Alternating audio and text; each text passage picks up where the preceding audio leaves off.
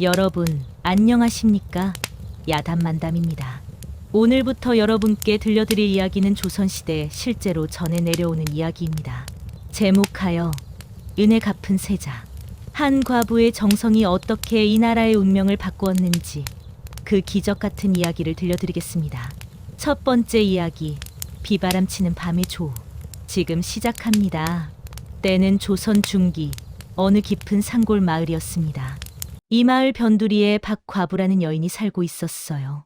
30도 채 되기 전에 남편을 먼저 보내고 혼자 남겨진 여인이었습니다. 자식도 없이 말이에요. 과부댁, 제가라도 해야 하는 거 아니오? 아직 젊은디 혼자 어찌 사려고? 마을 사람들이 이래라 저래라 했지만 박과부는 고개를 저었습니다. 한 번 맺은 인연인디 그분 혼자 저승 가시게 할 수는 없지 않소? 그렇게 말하고는 낮이고 밤이고 바느질로 생계를 이어갔어요. 손가락이 까지고 눈이 침침해져도 한 땀 한 땀 정성스럽게 바느질을 했습니다. 내 남편이 저승에서 편히 쉬실 수 있게 이승에서 내가 부지런히 살아야지. 그게 박과부의 신념이었습니다. 그러던 어느 가을밤이었습니다. 하늘이 찢어질 듯 천둥이 쳤어요. 번개가 번쩍이고 비가 억수같이 쏟아졌습니다. 아이고, 이런 밤에 길 가는 사람은 어쩌나. 박과부는 등잔불을 밝히고 늦은 밤까지 바느질을 하고 있었습니다. 바람 소리가 워낙 거세서 귀가 먹먹할 지경이었어요. 쿵쾅 대문이 요란하게 흔들렸습니다. 누구시오? 대답이 없었습니다. 그저 바람 소리뿐. 이 밤에 사람이 있을 리가. 다시 바느질을 하려는데 이번엔 다른 소리가 들렸습니다. 으앙, 으앙, 가느다란, 아주 가느다란 울음소리였어요. 이게 아기 우는 소리인가? 박과부가 귀를 쫑긋 세웠습니다. 분명 아기 울음소리였어요. 이 밤에 아기가 왜? 박과부는 우산도 쓰지 못하고 밖으로 뛰쳐나갔습니다. 비가 억수같이 쏟아져서 앞도 제대로 보이지 않았어요.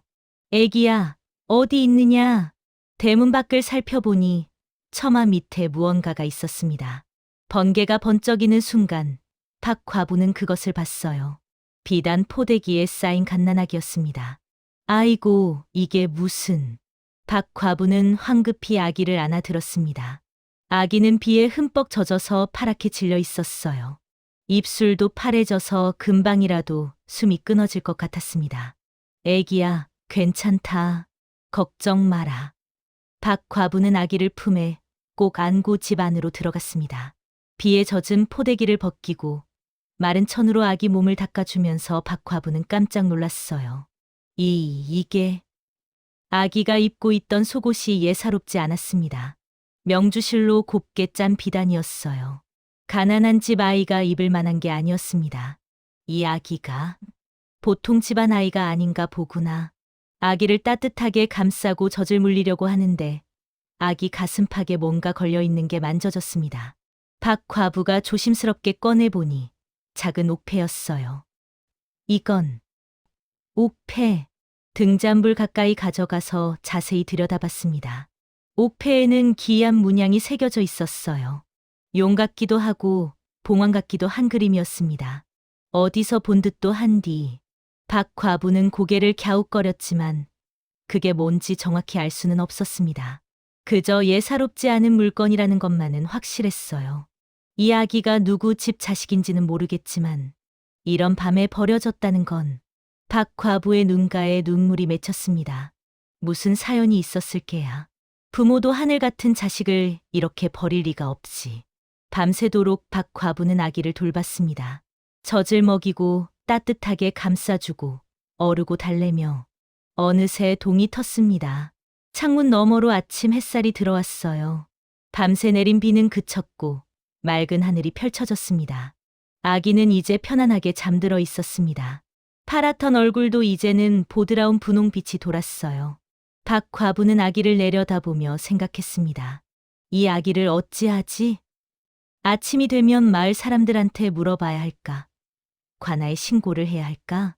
그런데 이상하게도 마음 한구석이 불편했어요.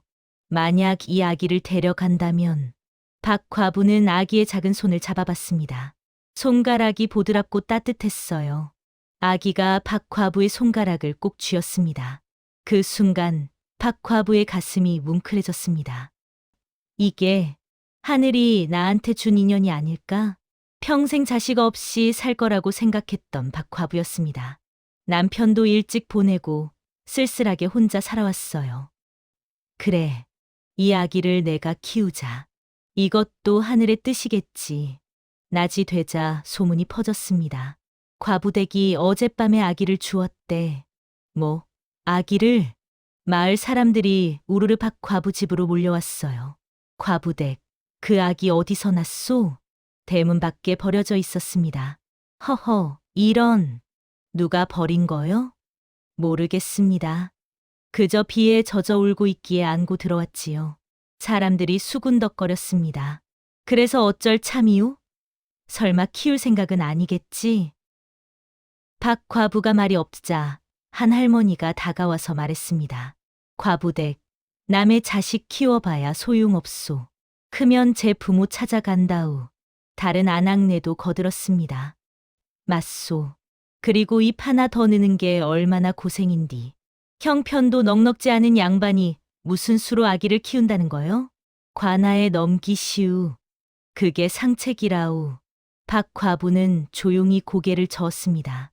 여러분, 고맙소이다만 이 아기는 제가 키우겠습니다. 뭐, 정말로? 예, 이것도 하늘의 인연이 아니겠소.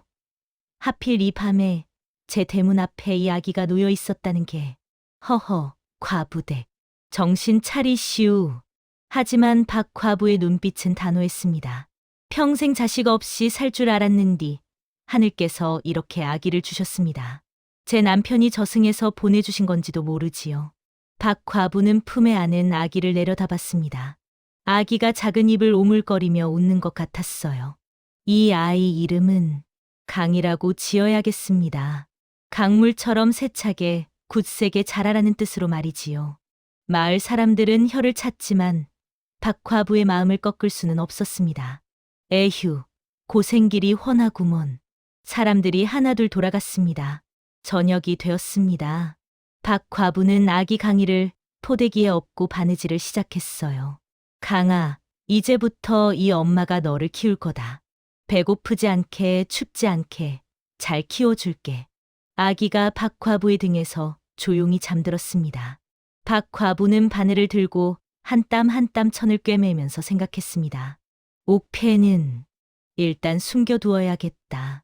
혹시라도 이 아기한테 해가 될지 모르니. 박 과부는 옥패를 깊숙이 장롱 속에 감춰두었습니다. 창밖으로 달빛이 들어왔어요. 어젯밤에 폭풍 우는 온데간데 없고 맑고 고요한 밤이었습니다. 강아, 잘 자거라. 엄마가 지켜줄게. 박 과부의 나지막한 자장가 소리가 밤 공기에 스며들었습니다. 그렇게 박 과부와 아기 강이의 인연이 시작되었습니다. 폭풍우가 몰고 온 기적 같은 만남이었어요. 하지만 이것은 시작일 뿐이었습니다. 앞으로 박 과부는 어떤 고생을 하며 강이를 키울까요? 그리고 그 옥패에 숨겨진 비밀은 과연 무엇일까요? 다음 이야기에서 계속됩니다. 오늘 야담만담 첫 번째 이야기는 여기까지입니다. 다음 시간에는 지극정성으로 키운 18년이라는 제목으로 찾아뵙겠습니다. 궁금하시죠? 그럼 다음 편도 꼭 봐주십시오. 안녕히 계십시오. 두 번째 지극정성으로 키운 18년? 강이는 어떤 청년으로 자랄까? 박 과부의 헌신적인 사랑 이야기 곧 찾아옵니다.